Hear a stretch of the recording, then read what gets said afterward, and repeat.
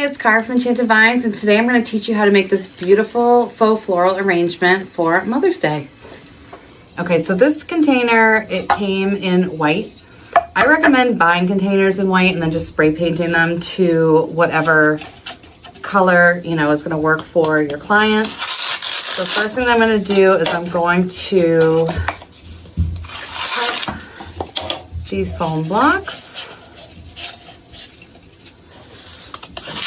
There's no nice way to get around that awful noise. All right, so. And then we want to make sure that our foam isn't going beyond like the lip of the container. All right, so I would recommend securing your foam blocks in with a glue gun. Okay, this is like a do not do this at home moment. Like I would not recommend just dipping things in like this, but we're working on the fly here. All right, so my first piece in. Second piece. Again, ideally, just take your glue gun, put a whole bunch of glue there at the bottom. And then you're just gonna kind of like push on your block and make sure that it's nice and secure. Okay, so now that we have that prepped, okay, we're going to move on to our florals and our greenery. Everything we're using today is from TCT Crafts. So TCT Crafts is owned by Melissa. So not only does she sell supplies, but she's also an amazing designer. And she's got great taste. So these are very high quality items. So the first thing that we're working with is this Ruscus bush. And I'm loving the coloring on this. It's just a very springy like shade of green. It's yellow based. It just looks nice and fresh. So I'm gonna start to just set the parameters of our arrangement. This isn't gonna be a huge piece. We want it to be something that can kind of fit if it wants to go, you know, on a side table, kitchen island, entryway table. Okay, so I have this on a Lazy Susan just so I can keep turning it and making sure that everything is balanced. And I'm hoping that the background noise is not coming through because it sounds like the WWE outside. It's my 4 dogs. And Steve, who is our smallest and meanest, is being rather vocal towards my poor German Shepherds that he is so mean to. All right. And so all of these things, they're super malleable. So like I'm always telling people, like, don't worry that you're going to break something. It's not fun if you're working with materials and you feel like, you know, you have to be super cautious. The beauty of this is that, you know, we're expressing our creativity. We want to have fun. We don't want to have, you know, so many boundaries or worries that it kind of like slows down that creative flow. Okay, so, you know, you cut something too short, you can put it back on a pick, make it longer. You know, if something's too long, you cut it, you know. You get the picture. So you want to manipulate your materials so that they suit your purpose. Okay, so for this Ruscus bush, and now we're on to our second one, I have cut them up at the base, and I'm just dispersing the greenery evenly. And so like if you have a little branch that's going to get in the way from being able to insert the stem into your foam, then just pull it off. All right, so I feel like Cosmos are going to be the star of this show. Okay, our main florals are Cosmos, Lisianthus, and then we have some really, really fun and beautiful fillers. So we have, let's see, we have 2 of these. And I'm gonna put in the description like what everything is, but I will say really quick that these are they're a hydrangea berry pick. Okay, so we have 2 of these, and what I love about things like this is like it's taken all the guesswork out for you. It has already given you berries, different textures, different greenery, so it's like everything you have is like all in one spot. This can often be like a great cost saver.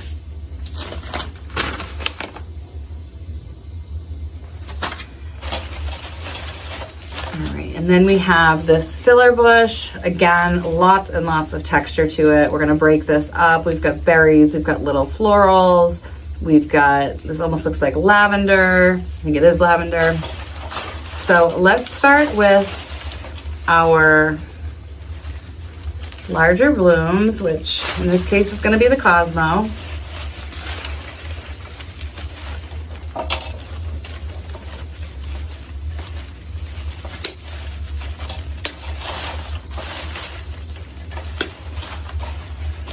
All right, so because we're going with a yellow based greenery, I'm gonna just pull the foliage off of this. It's more blue based to me, and I just wanna kind of keep that consistent foliage coloring. So you can just slide these off.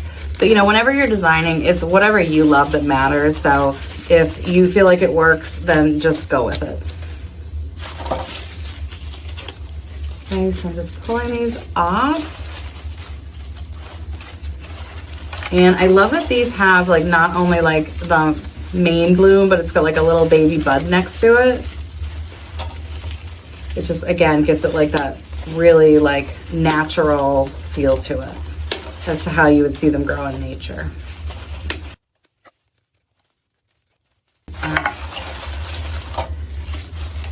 So I'm gonna start with what is going to be our tallest bloom. And that is going to, we're gonna basically like establish what the parameters are that we're working with here. All right, so let me just see what is the tallest.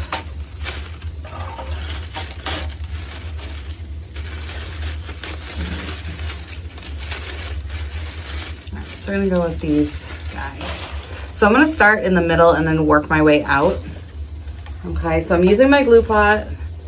And let's see, I fired her up on full temp so that she could heat up fast, but now it's time to cool her down a little bit so she's not smoking. All right, so what I like to do is when I'm working with florals, I like to give their heads like a little bend, and you want to do it at like a stable part of the stem. You don't really want to be messing around like where the head actually is, because that's where it's attached. Whereas if you bend where the wire is, you know, it's already very, very well secured. Okay. So this is pretty much what I expect the height to be throughout. And now I'm gonna kind of drop down like a level lower. So when you're doing, you know, patterns, you kind of figure out your own framework that works best for you, and it can all be different. There's no right answer. Like, you don't have to do things in odd numbers. You don't have to group things a certain way. It's everybody's different, and that's like the beauty of being creative, is that, you know, you're only really competing with yourself. You're not trying to do what somebody else is doing or doing it exactly the way someone else would do it. Your customers are going to you for a reason, and it's because your work speaks to them. So the last thing you would want to do is drown out that creative voice that you have.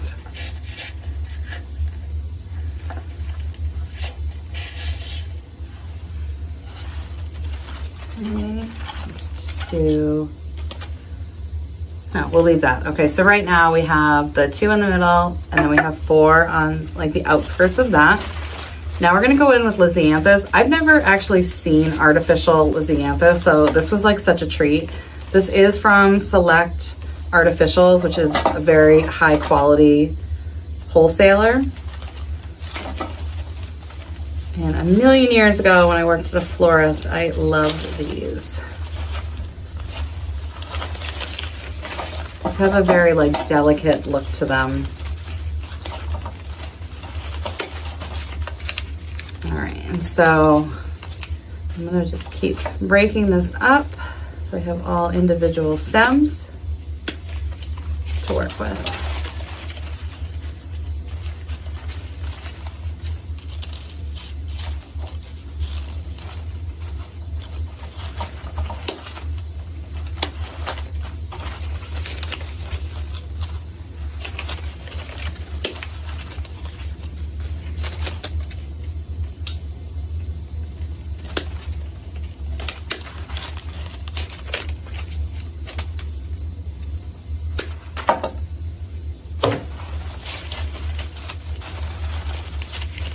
right, so again, I'm gonna figure out which ones are my tallest, and I'm gonna start with them. And this also has like the little buds, so we want to just kind of place those strategically to give it that natural feel. Starting at the top. I'm gonna have this go just a little bit lower than our center flower.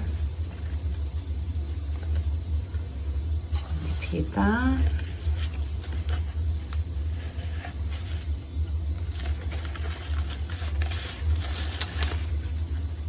These are like so nice and airy. They're beautiful. And I love that they're like cream colored, but then they have like that little like pink like tinge to them on the edges. It's so pretty.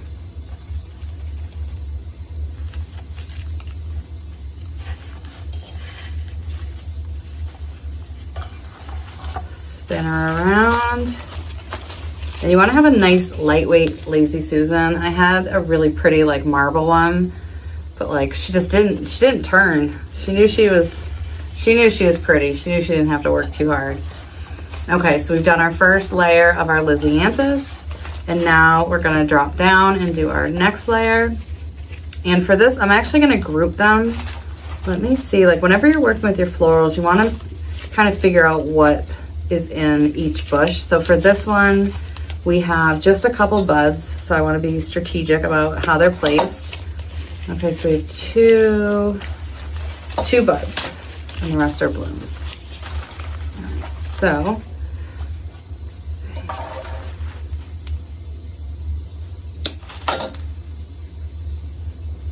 dropping down. And I have just been like loving designing centerpieces and arrangements. Like wreaths are kind of like my go-to, but I've been finding that like at the end of my work day, I'm just like not really ready to like go upstairs to real life. Like I'm like, I just want to kind of stay down here and keep designing. Like when you're feeling creative and like it's flowing and it's fun, like you really don't want to break it up. And that's really how you know like that's what you're meant to do. Like that's the gift you were given. This is like the mission that you're meant to be on, when your work is something that you actually like do after work, if that makes sense. All right.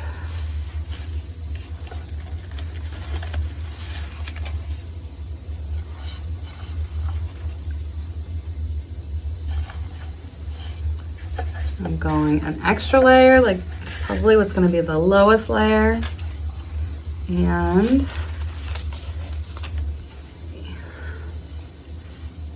these around. Just kind of staggering these so they're actually falling in between each of the cosmos.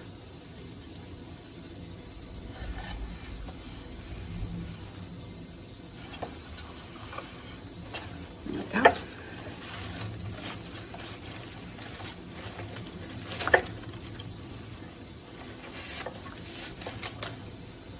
All right, and then we have our two little buds, and I'm gonna place them side by side with like our tallest ones, just because I think it's just such a great detail.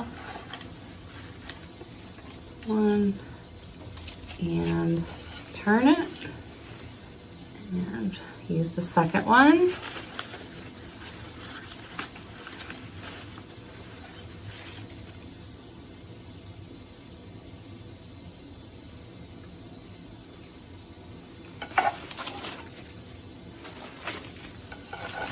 All right, now we're gonna bounce back to our cosmos, okay? Want to keep that balance going. And so we're gonna have like a lower level of cosmos. So we started up here with the cosmos and Lisianthus, and then we had like a second level, third level, and now we're kind of on our fourth level. These are gonna be on the bottom. We wanna make sure that every angle looks good. So when we're designing, even though often we're looking down, we want to make sure at some point that we take a look. Don't mind all the glue hairs. Because if somebody's eating dinner, you know, like they might be able to see, there's a good chance they're going to be able to see like what's at the base, and you don't want there to be like nothing there. So it's important to make sure that all angles are covered.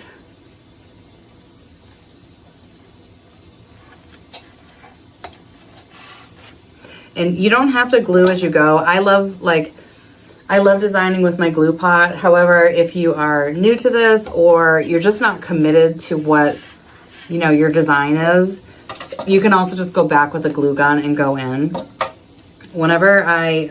For the most part, whenever I'm starting my designs, I don't actually know what I'm doing. I just kind of start and then like let the creative process go. I don't overthink it. I'm not sure if you guys design that way. It's just, I don't know.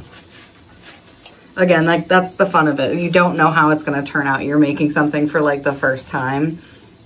These are materials I've never worked with. I don't know how it's going to come out. So I think that is part of the fun. But if you're also feeling unsure or you don't want to have to be, you know, pulling out glued pieces, then it's totally fine, again, to just leave it and then glue at the very end when it's done and you know that it's exactly the way that you want it.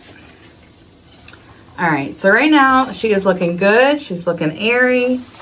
And I want to dig into this because this looks like just so beautiful. So what I'm going to do is I'm just going to pull this apart into 4 pieces. Okay. And when you have pieces like this, you know, yes, they look pretty as they are, but if you really take a moment to just fan them out, you end up getting the benefit of seeing like each and every element. Okay, so I'm going to fan these out, get the most bang for the buck.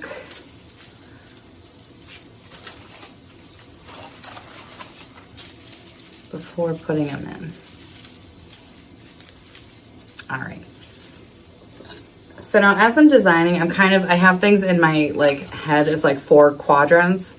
So I'm just gonna go through and each of those quadrants are going to have one of these beautiful textured stems in them. And like, not only would this be like a beautiful Mother's Day gift, it's also great for Easter. It's a great thing too to, you know, give somebody a kit that they can actually make with you or, you know, design on their own.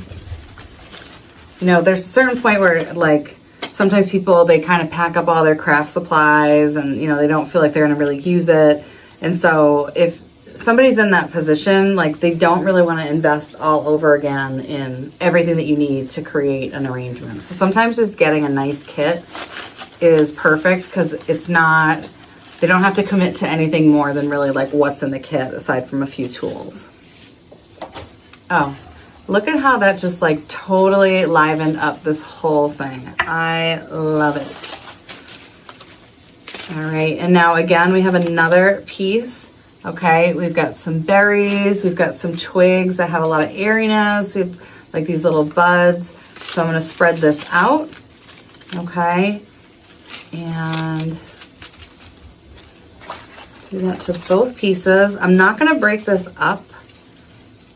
I don't think it needs to. Let's spread it out.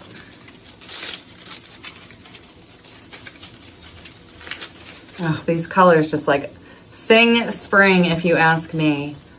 All right, so let me just, I'm gonna kind of put these towards the top center. And what we'll do is we will then spread these branches out. Oh, yeah. This is what I'm talking about when like you don't really know where it's going, but it's gonna go. Okay, so now we're gonna back this piece up right behind it so that we've got that nice balanced look.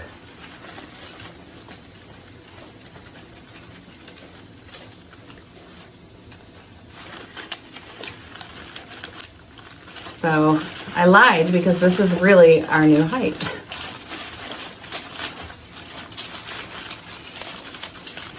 Okay, and so, you know, your materials aren't gonna break, so bend them however you want so that they kind of are going in and like in between your florals.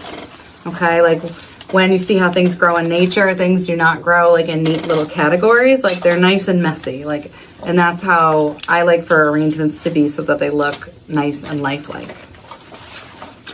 Now we're gonna go in with these. Let me just see. I definitely called them the wrong name during the unboxing. So I thought they were mums, but they are Aster daisies. Okay, all right.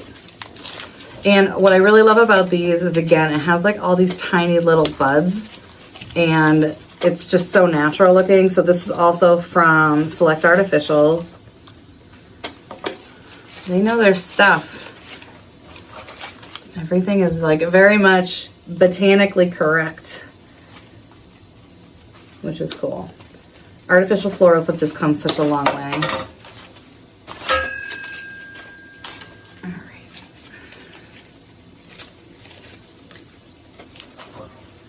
I don't know where my cable cutters are, so I'm using like these little wire cutters. They're not quite doing it for me. All right, so we have 3 of these. So I'm going to put one in the center, and then we're going to put 2 more going outward.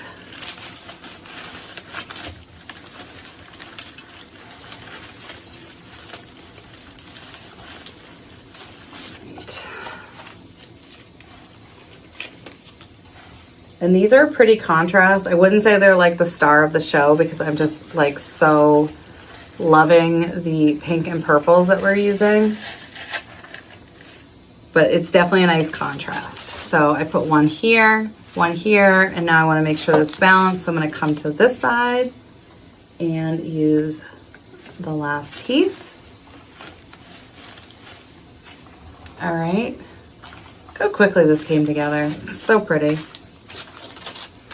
All right, I've got a couple pieces of Ruscus left. And let's just have them. I like how some of these are kind of draping down more than others. So let me just go around, and I'm giving them like a nice stiff bend. Okay, so I might have to remove like a little bit of it just to make sure it goes in the block okay. But nice blend. Nice bend, not blend.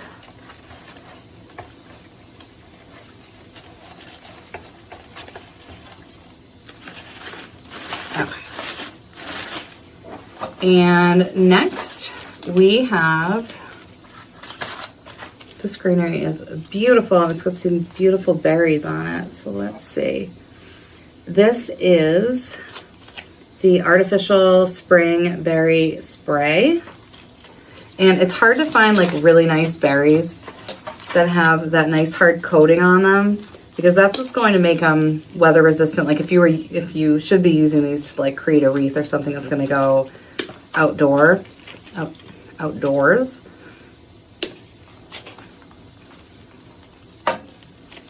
All right, so this is the Artificial Spring Berry.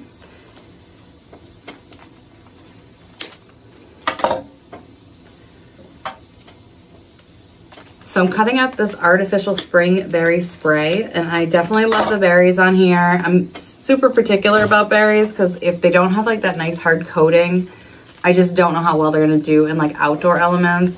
Granted, we're making something for indoors, so it's not as important, but you know, this is like a great product for like wreath making.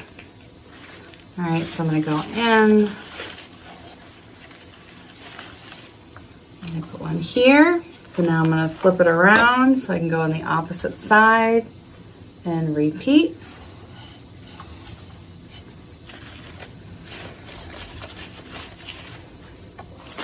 And we have just a couple more pieces, and I want to make sure that they are in like a great spot so that they get the attention that they deserve.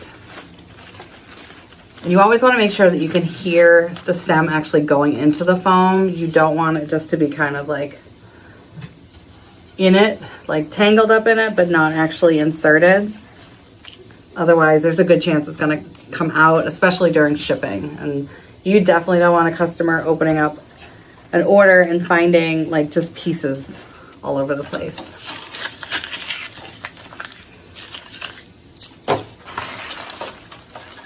All right, so so we have another type of greenery, and I love variegated greenery. It just has so much like visual interest. And I always think about when you look at certain paintings, like, or I mean, art in general, like certain things you just kind of glance at and you're like, okay, I get it. And then certain things, they really draw your eye to them. Like you have to kind of process it a bit of like what it is that you're looking at. And that's what I love when you're working with florals, is you want to have kind of like the unexpected. You don't want it to just be something that is just so, I don't know, like manufactured looking or just like too perfect looking that, you know, it doesn't really provoke any thought to like somebody who maybe is looking to purchase an arrangement. You want to make it have that like, ooh, double, you know, I gotta take a second look at that. All right, so I'm gonna start towards the top.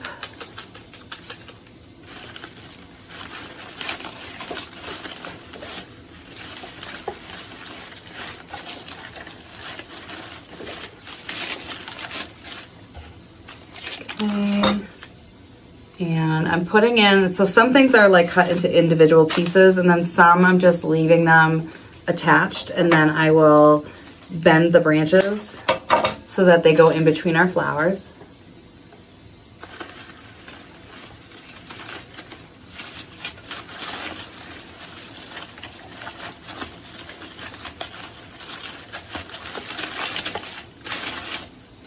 Okay, give her a spin.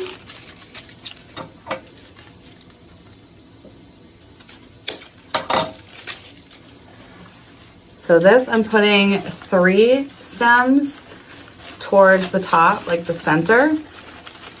Okay, and these all have like double branches. And now I have, let's see, I'm gonna cut these up. So we're gonna have 4 individual branches to insert. So I'm gonna go lower on this.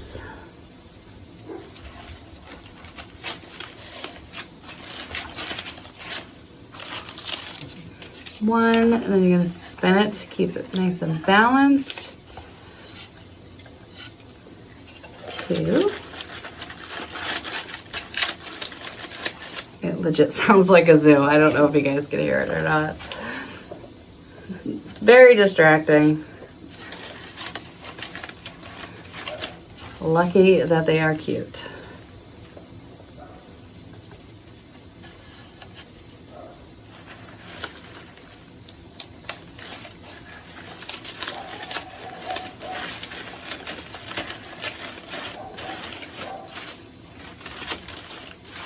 All right, so she's looking good. She's looking very good.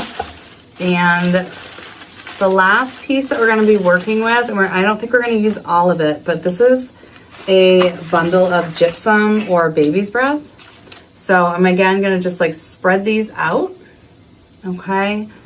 And I'm gonna start in the center. So this is kind of like a muscle memory thing, you know, like when you have a system that you're comfortable with, you kind of continually start in the same spot. So I'm only gonna use a little of this because I don't wanna drown out all of like the pinks and purples here. I just wanna do a little bit of filler and have that all fanned out so it keeps that airiness.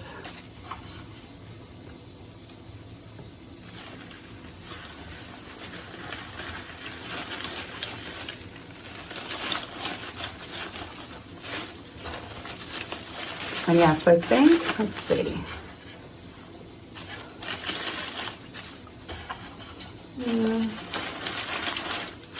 And because everything is all wired as it, you know, as it is, you can kind of like move things around and shift them, because as you're designing, you kind of continually are moving things out of place. So I think maybe we'll do almost like a skirt on the bottom. Yes, I like that. Okay. So we're gonna cut these pieces real short, and I'm gonna go around and go to like the lowest point. Again, when we're thinking about, you know, our guests sitting at our dining room table, what can they see, and we don't want them to see any areas that are just bare, like just the greenery without the consistency of having some type of like floral element showing.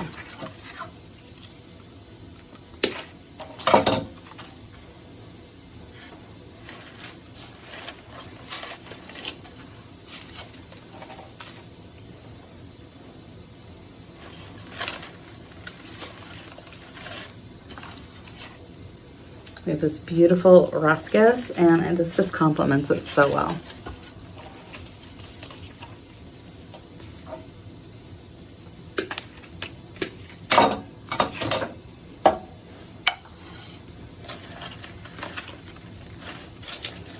And it's up to you to say like when is when. Sometimes we don't know when to stop, but for me, it's like if things start to get really, really congested, and you kind of start to lose like your vision, then there's a good chance that it's like it's time to stop. You don't have to use up everything just because it's there. You can just put things aside and save them for a different project.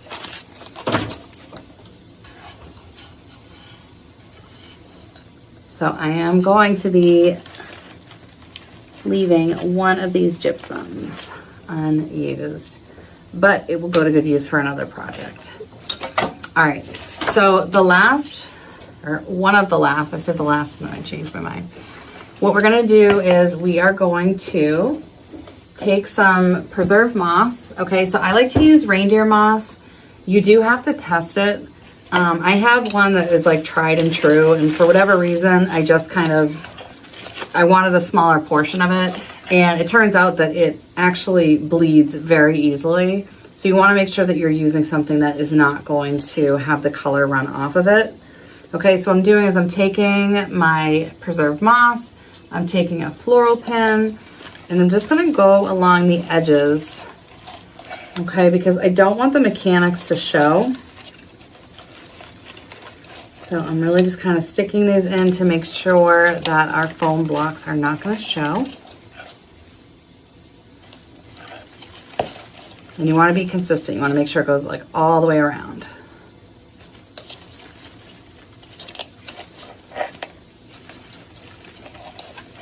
And then we're going to use our floral pins to just make sure that this stays in place, especially like when shipping.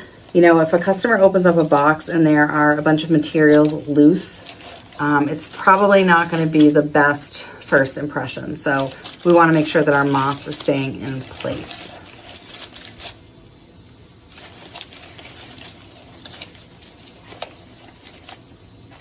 And it doesn't have to be every, like, you don't have to put in like a ton.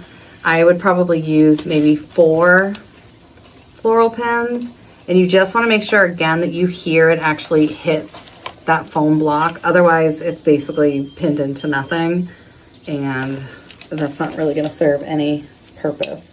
If you don't have these floral pins, or you just don't want to spend money on them, you could also just take wire from any of like the, you know, the stems like that we have cut off and just bend them in a U shape.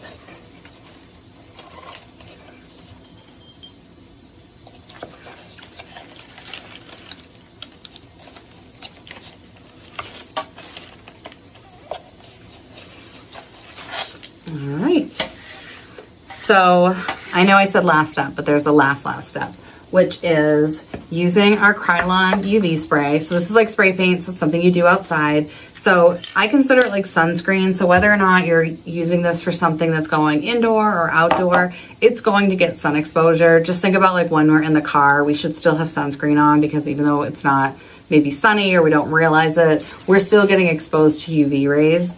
So, you know, UV can be very harmful, especially to greenery. You know, it has the ability to turn greenery blue very quickly. And when that happens, it really kind of can just detract from this looking natural in any way. So in an outdoor, you know, setting, we have plenty of like ventilation. You would take this spray it for a good like 30 seconds. I always focus on the greenery the most because it is the most vulnerable when it comes to UV rays. So do that. And then if you are somebody who's selling, it's a great selling point to let your customers know that you've taken the time to use the UV spray.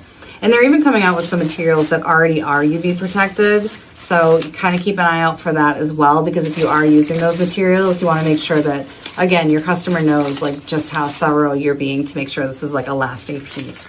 So let me know what you think. I'm a mom. I would be very happy to get this as a gift for Mother's Day. And if you try a similar recipe, I would love to see it. Thanks so much for watching. If you enjoyed this tutorial, please like, share, and subscribe so we can design together again.